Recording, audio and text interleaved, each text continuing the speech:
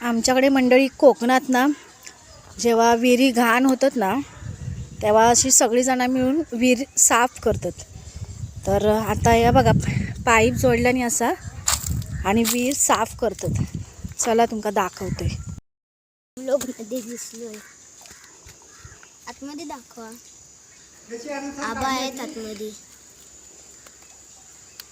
मामा पण काम करते.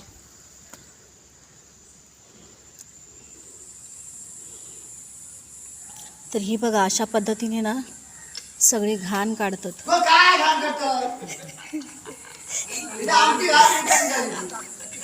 आणि त्याच्यानंतर मग या सगळं पाणी उपसून बाहेर काढणार या पंपाने आणि नंतर मग स्वच्छ पाणी येईल की मग सगळी वापरणार पिऊसाठी.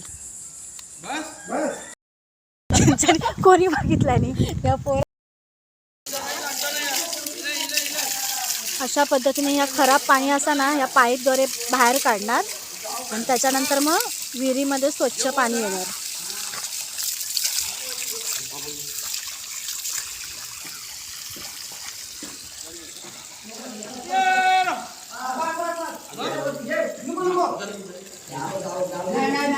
बस बरोबर